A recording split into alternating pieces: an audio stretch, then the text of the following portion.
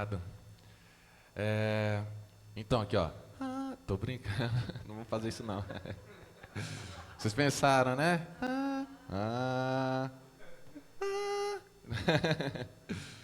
Ai, gente, Deus seja louvado. Quando nós cantamos em harmonia, nossas vozes se unem, elas ficam poderosas, se juntam ali os... Como eu posso dizer? Não, era um termo mais técnico. Depois eu lembro. Mas eu estou querendo lembrar agora. Não.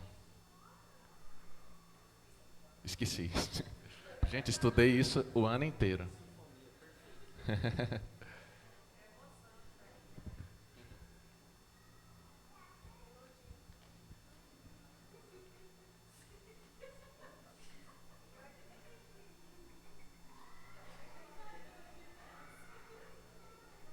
Eu queria tanto lembrar. É muita emoção, gente, é muita emoção. Confesso a vocês que eu já chorei muito aqui. Uai, pegaram o... ufa.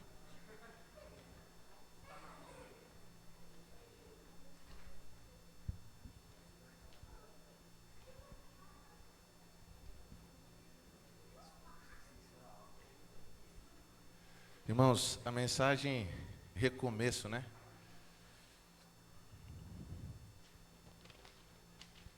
Antes disso, eu também gostaria de agradecer a Deus por tudo que Ele tem feito na minha vida. E esse ano para mim foi um ano muito diferente. Foi um ano que eu tive muitas realizações também.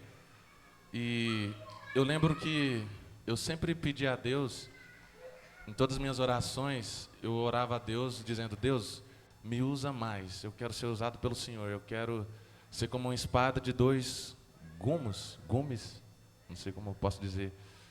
Eu sempre pedi isso a Deus. E eu lembro que no UNASP Engenheiro Coelho, lá é uma igreja muito grande. E você, para fazer parte de algo, você tem que se destacar muito, né? Seja na música, lá tem, o que mais tem lá é pastor e teologando. Então, dificilmente você vai falar alguma coisa. E eu lembro de eu ir para os cultos de sexta-feira à noite, a gente escrevia os pedidos lá para entregar. Tinha um momento lá especial que nós levávamos os pedidos de oração, como nós iremos fazer daqui a pouco. E eu lembro que eu escrevia, pedia pela minha família, pedia para Deus me ensinar a amar. E uma vez eu pedi para Deus, falei: Deus, eu não quero mais ficar assistindo aqui toda essa programação. Eu quero estar lá, eu quero ir para frente, eu quero participar mais, eu quero me dedicar mais nos instrumentos, nas coisas, e chegar lá. E eu lembro que eu pedi isso para Deus. Todo sábado de tarde, pelo menos para mim, era o dia mais triste, porque ficava muito triste. Começava a escurecer o céu, não tinha nada para fazer, não tinha gente, pessoas às vezes para conversar, e era muito triste aquele momento. Só que passou pouco tempo, um tempo depois, Deus me levou a lugares inimagináveis, né? Comecei a cantar e depois fui para o grupo Prisma Brasil. Quando eu entrei para o Prisma, todo sábado à tarde, onde é que eu estava? Estava cantando. Não tinha mais aquela bad, né? Aquela tristeza de sábado de tarde. E Deus, Ele cumpriu na minha vida algo muito maior do que cantar na igreja do UNASP, Engenheiro Coelho. Né? Eu comecei a cantar no Brasil inteiro, nas principais igrejas, né? Isso é para louvor de Deus, somente o louvor do nome de Deus, porque eu lembro que a primeira vez que eu cantei com Prisma, eu não sabia fazer outra coisa a não ser sorrir. Eu sorri a programação inteira, do início ao fim. E eu lembro como se fosse ontem. E eu lembro de agradecer a Deus, porque eu percebi que Ele estava me usando ainda mais. Eu sou muito grato a Deus por ter feito isso na minha vida, por estar me ensinando muito de música. Lá no NASP, tá entre aqueles mestres, pessoas que escreveram todos os CDs jovens. Quem cresceu na igreja sabe, e já viu todos os CDs jovens, desde 2000 até 1900 e bolinhas e alguma coisa assim. Lá estão os caras que fizeram todos os arranjos vocais, que comporam essas canções, e poder estar lá e participar e receber uma avaliação, uma desaprovação, uma aprovação, é muito gratificante dessas pessoas. Mas enfim, eu não vou demorar aqui na minha fala, vamos direto ao ponto.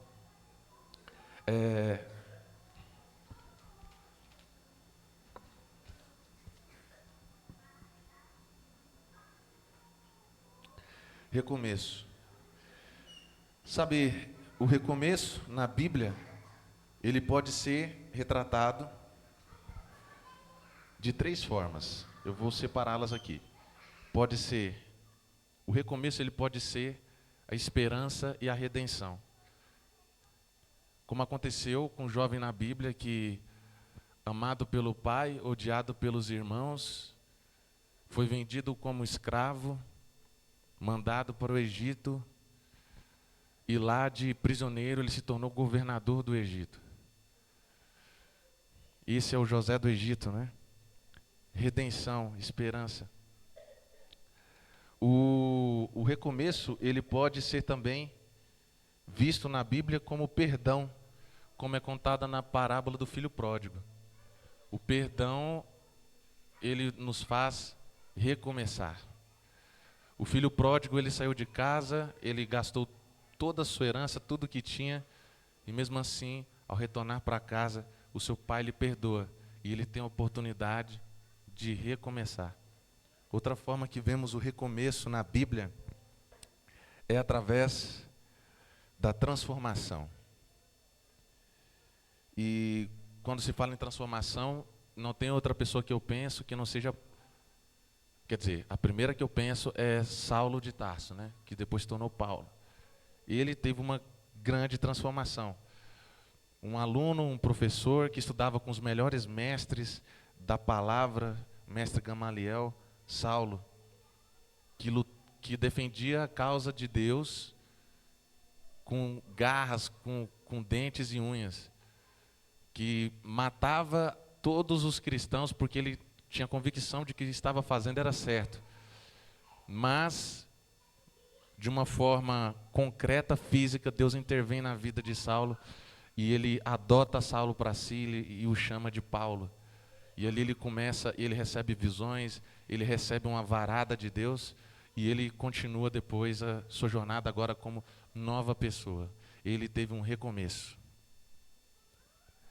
Então, o recomeço ele pode ser a redenção, a esperança, ele pode ser o perdão, ou ele pode ser transformação da vida. E se você analisar esses tópicos, você pode ver que Deus age na vida das pessoas, oferecendo uma nova oportunidade de recomeço. Todas essas pessoas tiveram o agir de Deus, de alguma forma, Ele intervém na nossa vida. Ele nos dá a chance de recomeçar, porque Ele é muito poderoso. Quando nós nos permitimos a ser usados por Deus para perdoar, para sermos transformados, tudo muda. Mas, às vezes, eu também fico pensando em quantas pessoas Jesus, quando esteve aqui na terra, Ele não deu um recomeço. Já parou para pensar nisso? Quando Jesus esteve aqui na terra, quantas pessoas Ele não curou e deu um recomeço, vai, não peques mais. A pessoa estava, o coxo andava, o cego via. Todos tiveram um quê? Um recomeço, uma nova história. As pessoas iam até Jesus e Ele dizia, venham e sigam-me. Por que Jesus dizia, venham e sigam-me? Vamos chegar lá. Mas acontece que essas pessoas eram necessitadas, eram doentes, eram pessoas que queriam ouvir da palavra, que se saciavam da palavra do Evangelho, da salvação. E Jesus trazia o Evangelho, Ele trazia a palavra de forma didática e simples para todos que estavam ali. Mas eu também quero falar para você que às vezes você não tem uma deficiência, às vezes você não tem necessidade financeira, às vezes você não tem necessidade de nada. Você é feliz, você é próspero, sua vida é um mar de flores. Legal, não tem problema nenhum.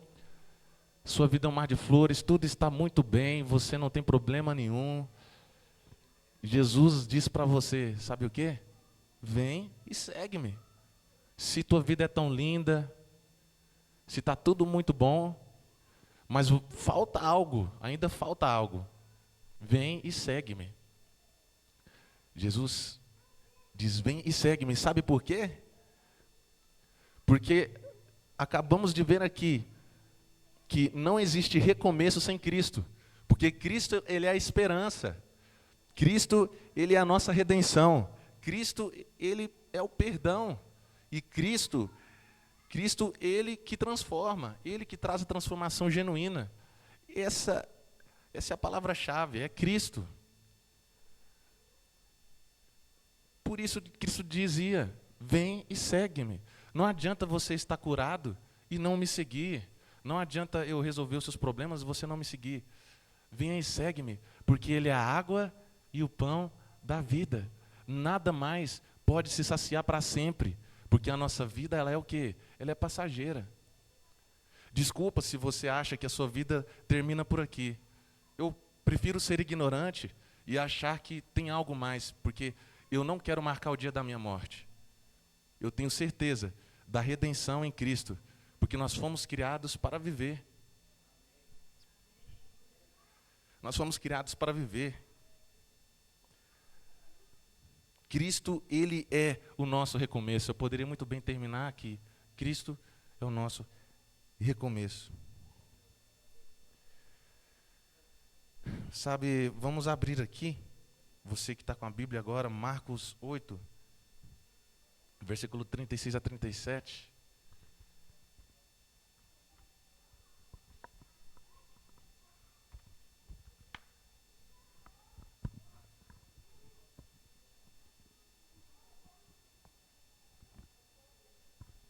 Marcos 8, versículo 36, 37. Vamos ler o que está escrito. Está escrito assim: que aproveita o homem ganhar o mundo inteiro e perder a sua alma? Que daria um homem em troca de sua alma? Eu pergunto a você, o que daria você em troca da sua vida, em troca da sua alma? De que adianta termos tudo e depois o perdermos? Quantos bilionários não já morreram e a riqueza deles ficaram para quem? Né? E olha, eu te garanto, quando você for morrer, a última coisa que você vai pensar é no seu dinheiro. Você vai pensar, poxa, eu deveria ter falado para aquela pessoa que eu amava. Eu deveria ter beijado aquela pessoa. Eu deveria ter passado mais tempo com a minha família, com os meus filhos. Sabe, hoje mesmo eu me emocionei muito e hoje eu tive a oportunidade de realizar um desejo do meu coração, de dizer para o meu avô o tanto que eu amo. Meu avô é um exemplo de homem na minha vida, sempre foi. E hoje eu tive essa oportunidade de dizer para ele. Sabe, aproveite esses momentos da sua vida. A vida é muito curta. Existem pessoas que são muito importantes na nossa vida e nós devemos aproveitá-las. Eu gostaria... Cristo é vida e não existe vida plena sem Cristo. Simples assim. Cristo é a nossa vida, Ele é a nossa esperança. O que você precisa hoje? Você precisa de esperança? Você precisa perdoar? Perdoar é difícil, não é? É complicado. Você precisa ser transformado? Mas eu também quero falar a você aqui. Ramos, pode colocar a imagem que eu te passei? Eu quero te contar aqui uma breve história que eu achei na internet que é verdadeira. É verdadeira essa história. No ano de 1929, no estádio nos Estados Unidos, estádio Rose Bowl. Aquele foi o ano mais equilibrado da história do futebol americano. Os Estados Unidos pararam. O país inteiro queria saber o resultado. Quem seria o grande campeão daquele ano?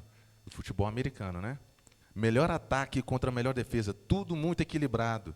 Quando esses dois times chegaram à grande final, todos os ingressos foram vendidos, em questão de horas. No dia da final, milhares de pessoas esperaram por horas antes do portão abrir. Quando os portões foram abertos, os guardas, em 30 minutos, todos os lugares foram tomados. Grossas fileiras de polícias separavam as torcidas. Cores diferentes, gritos constantes e cada vez mais altos. Pela primeira vez na história, os dois times entraram ao mesmo tempo em campo. Fogos de artifício foram lançados ao céu, que se coloriu como nunca. Toda aquela nação queria saber quem seria o grande campeão daquele ano. Nos Estados Unidos, o futebol americano é como se fosse Copa do Mundo para eles. No primeiro lance da partida, chutaram a bola e ela caiu nos braços de um jogador, Roy Ringo. Não teve dúvidas, correu tudo que pôde. No início, a bola caiu na mão do jogador Roy Ringo. Sem dúvidas, ele correu tudo o que pôde, com velocidade e agilidade, que impressionaram a todos no estádio. E o imprevisível aconteceu. No primeiro lance do jogo, Roy Ringo conseguiu fazer um touchdown. O ponto do futebol americano, né? Não é gol, é o touchdown. A torcida foi ao delírio. Ele tirou o capacete, jogou a bola no chão e começou a bater no peito, comemorando o feito. Mas qual não foi sua surpresa ao perceber que quem comemorava era a torcida contrária? Seus amigos estavam todos cabisbaixos, e então ele entendeu. Na grande final de todos os tempos da história do futebol americano, eles fizeram um ponto contrário. A primeira etapa do jogo acabou e todos desceram ao vestiário. Silêncio sepulcral. Ninguém falava nada, todos tristes e sem ânimo. O silêncio só foi quebrado pelo treinador que disse: o mesmo time que terminou o primeiro tempo volta para o campo. Nesse momento, Roy Ringo ergue a cabeça e diz: de jeito nenhum, o senhor não entendeu, treinador. Eu acabei com o meu time, destruí os sonhos de todos aqui. Para mim, tudo isso agora acabou. Já imaginou os meus filhos vão ser zoados na escola, os meus netos, para todos sempre. Podem se passar 100 anos e sempre se lembrarão do que fiz. Não tenho coragem de subir. Minha carreira acabou aqui.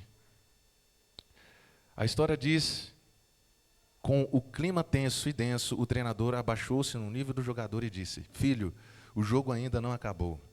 Volte para o campo e realize a maior partida da sua vida. Volte para o campo e realize a maior partida da sua vida. Os jornais da época se encarregaram de contar o final da história. Roy Ringo confiou em seu treinador, voltou ao campo e fez 3 touchdowns a favor do seu time, e eles se consagraram campeões.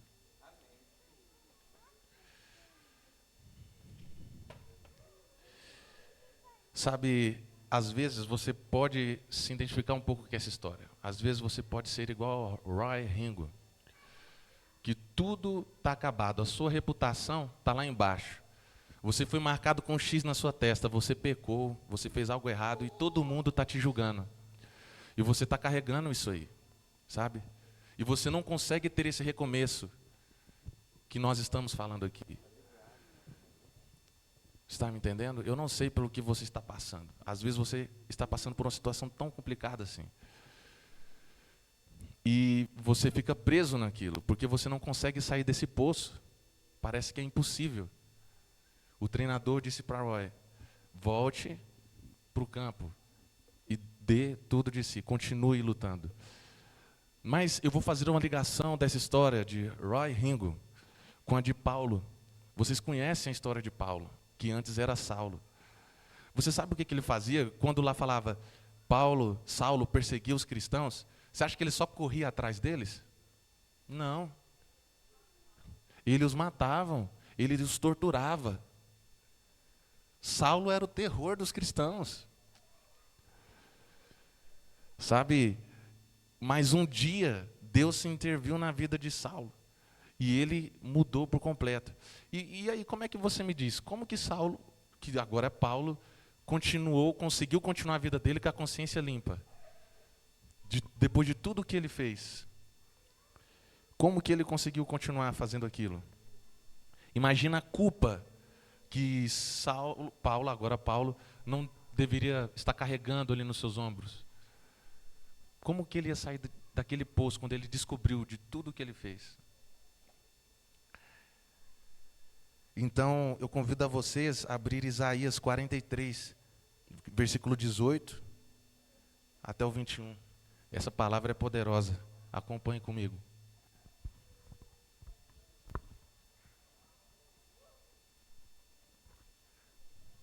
Isaías não. Filipenses, né, gente? Paulo. Filipenses. No Novo Testamento, Filipenses 3, versículo 13.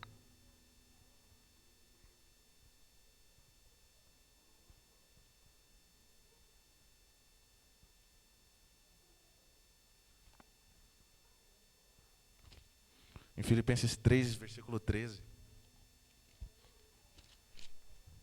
Paulo, ele diz assim, olha essas palavras: Irmãos, quanto a mim, não julgo havê-lo alcançado, mas uma coisa faço, esquecendo-me das coisas que para trás ficam, e avançando para as que diante de mim estão, prossigo para o alvo, para o prêmio da soberana vocação de Deus em Cristo Jesus. Paulo então coloca tudo para trás e ele segue com Cristo, ele segue fazendo a sua missão. Como o meu avô falou ali agora mais cedo, o que passou, passou, agora é tudo novo. E quando nós falamos de um novo ano, é fácil retratar, tipo, nessa agenda aqui. Essa aqui é a agenda de 2024. Eu ganhei. E olha só que interessante. Eu queria folheá-la, mas não tenho 3 mãos, né? Essa agenda está o quê? Vazia. Ela é uma nova história. Entendeu? Aqui eu coloco coisas que eu vou querer fazer, lembretes do próximo ano, onde eu vou estar envolvido, né? Coisas que eu irei fazer, coisas importantes. Está aqui, em branco. Esse recomeço, esse renovo, é por causa do dia 31 de dezembro só? É só do dia 31 de dezembro? Não, irmãos, é sempre. Mas hoje é um dia especial, porque nós estamos aqui rendendo graças a Deus por tudo que Ele fez na nossa vida. Estamos celebrando porque estamos iniciando mais um ano. E esse ano tem tudo para ser um ano diferente na minha e na sua vida. Porque nós vamos voltar para o campo e vamos lutar como nunca lutamos antes. Nós vamos voltar para o campo e vamos fazer o melhor jogo da nossa vida. Não vamos enfraquecer o poder de Deus. Saulo, então agora Paulo, não deixou o poder de Deus se enfraquecer nele. Não. Deus é capaz de pegar tudo que você fez de ruim, pegar todos os seus pecados, tudo que você fez, todo o seu problema, como você foi taxado, como as pessoas te olham, não interessa mais. Ele consegue pegar todas essas desgraças que aconteceram na sua vida, colocar dentro de um saco, sacudir e tirar a bênção de lá de dentro. E tirar a vitória. Quantas pessoas não já te amaldiçoaram, não já falaram que você não ia dar bem na vida? Mas não é assim não, quem manda na sua vida não são as pessoas, é Deus. E Ele consegue fazer bênção de tudo de ruim que aconteceu na minha e na sua vida. Então não enfraqueçamos o poder de Deus, porque Deus sabe o potencial que você tem e como Ele pode te usar. Assim como Ele fez com Paulo. Já pensou se Paulo ficasse depressivo ali a vida toda? Olha o poder com que Paulo pregou o Evangelho, com que Paulo levou o Evangelho até a morte. Ele disse, eu me arrepio, eu completei a carreira, guardei a fé. Guardem a fé, irmãos. Completei a carreira, agora eu vou ali morrer, vão cortar a minha cabeça e está tudo bem. Porque não termina aqui. Guardem a fé, continuem tendo fé. Bem-aventurados aqueles que não viram, mas ainda assim creem em Cristo. Deus seja louvado por isso, irmãos. E eu quero ler mais um texto bíblico. Isaías 43, versículo 18 agora.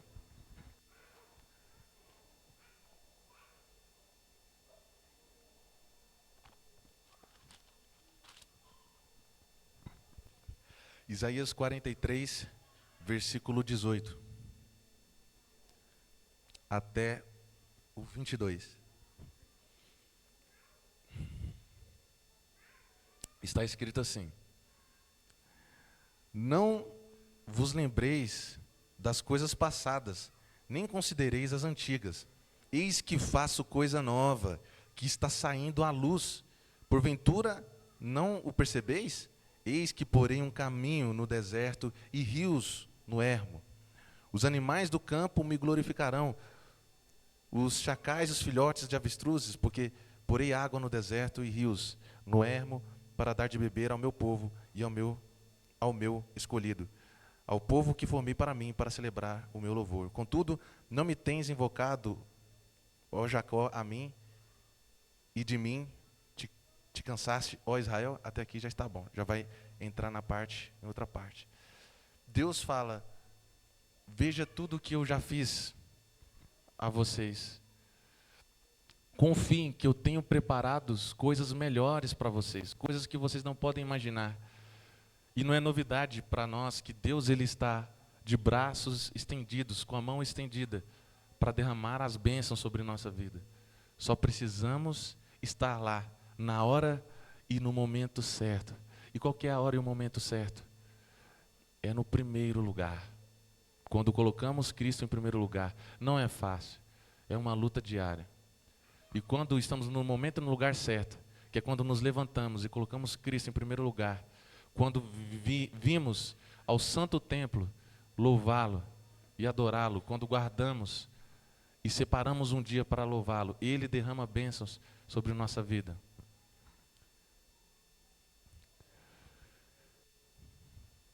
Ele precisa ser, nesse ano, o primeiro na nossa vida, porque Ele é a redenção, Ele é a esperança. Ele nos traz o perdão e a transformação genuína. Deus seja louvado por isso. Amém.